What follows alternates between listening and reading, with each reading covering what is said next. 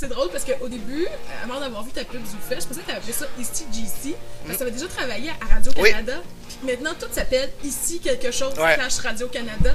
Fait que je pensais que c'était comme ton clin d'œil. Mais il y avait un double sens. C'est un peu ça, mais je pense que ça a plus viré vers le AC/DC. Les gens me parlent beaucoup plus de AC/DC, mais ça arrive que les gens me parlent de Radio-Canada. Fait que je vois quand les gens me donnent des commentaires à quoi ils pensent. Folle. Non, du tout. Je pense jamais que t'es folle. La folie frôle le génie. Oh, c'est ton premier spectacle 60 minutes, si je me trompe pas. Oui.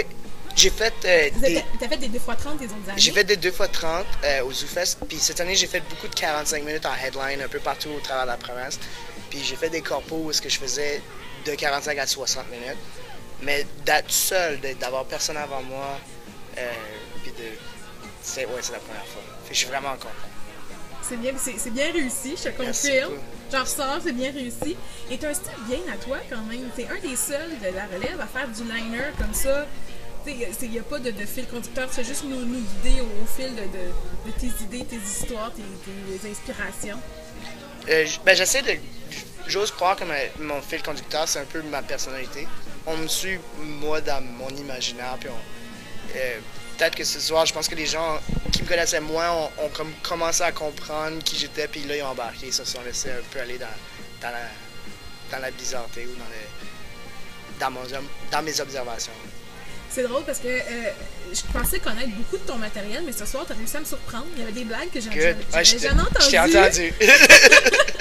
Et je te savais pas si engagé. Ah, je pense que c'est quelque chose qu'on veut faire ce métier-là à la base pour être drôle, puis à la base pour se découvrir soi-même, mais au fur et à mesure, on ose aller plus loin avec le skill d'être drôle. Je pense que il y en a qui veulent être plus engagés dès le départ. Moi, je préfère attaquer des sujets maintenant que j'ai les outils. Et je le fais pas autant que certains, mais... C'est ça, t'as pas la pancarte de revendication. C'est la manière que tu le fais, c'est très subtil. On t'écoute, d'un coup, on fait comme « Oh, il y avait une morale à l'histoire. »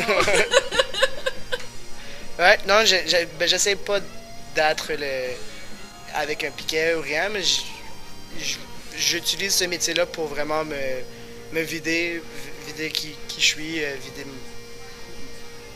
ce que je pense. Puis oui, il y a des choses qui m'irritent, fait que je les sors comme ça. Tu as un très bel été présentement. Oui, vraiment. Il y a quelques semaines, tu as gagné la première place au concours de la relève d'humour à Témiscamingue. T'as besoin à le dire aujourd'hui. C'était un beau moment, ça, pour toi? Vraiment un beau moment. Ma blonde, elle vient de là-bas. Juste l'histoire du festival, qui est passé par là, qui était là à cette édition-là aussi. C'était vraiment une très grosse édition. C'était incroyable. Puis juste avec Frank Grenier puis Jesse Shea, deux amis puis deux humoristes que je respecte énormément. C'était vraiment le fun d'être là avec eux, au-delà de la compétition, juste d'être là avec eux. L'aventure, on était là du jeudi au dimanche. Moi, je suis resté une couple de jours dans la piscine de ma blonde Virginie. C'était vraiment le fun. Toute l'aventure à Val-d'Or. Et c'est quoi la différence? Est-ce que c'était la plus grosse foule à Val-d'Or ou tu avais déjà joué devant plus de gens encore? Non, ça c'était la plus grosse foule. Il y avait moins de monde qu'habituellement parce qu'il faisait pas si beau que ça, mais il y avait quand même comme 3500 personnes. C'est le fun, puis c'est fou de voir tous ces gens-là devant toi. Puis... C'est comment pour un humoriste de jouer pour 3000 personnes versus ce soir, on était à peu près une cinquantaine? L'intimité. Ce soir, c'était plus intime. Là, c'était vraiment un rock show. Tu te sens comme une rockstar avec ton matériel. Ce soir, c'était 1 heure. Là, c'était 10 minutes. Jean-Marc Parent, c'était comme 4h30. mais non, il y a quelque chose dans l'intimité, mais quelque chose d'avoir une intimité avec un gros groupe comme ça, quand ils rient à l'unisson, que c'est vraiment fou. Puis je pense que tous les humoristes ont un côté qui veulent un peu être une rockstar. Toutes les rockstars veulent un peu être humoristes, c'est pour ça qu'ils font des jokes entre leurs chansons. Donc, ça se partage, je pense.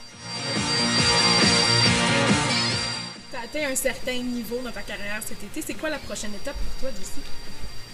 C'était ma fête récemment et j'ai fait un souhait. Et mon souhait, c'était...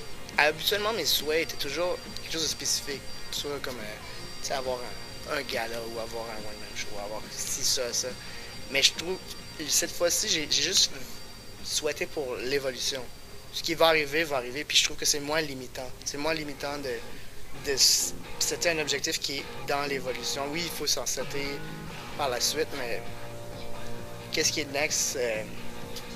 L'année prochaine, j'aimerais ça faire un gala, puis j'aimerais ça avoir un one-man show bientôt, mais ça, j'ai pas d'urgence, puis je sens moins l'urgence de moins en moins, parce que les choses, depuis le début, m'ont arrivé au bon moment. Fait que je suis devenu beaucoup plus zen et beaucoup plus patient avec tout ça, parce que les choses arrivent quand elles doivent arriver. Fait que, ouais. On te sent très serein, c'est le fun. Écoute, je te souhaite une belle fin d'été. On surveille ce qui se passe pour toi à l'automne et tout, parce que je suis sûre que ce n'est que le début de toute cette belle aventure.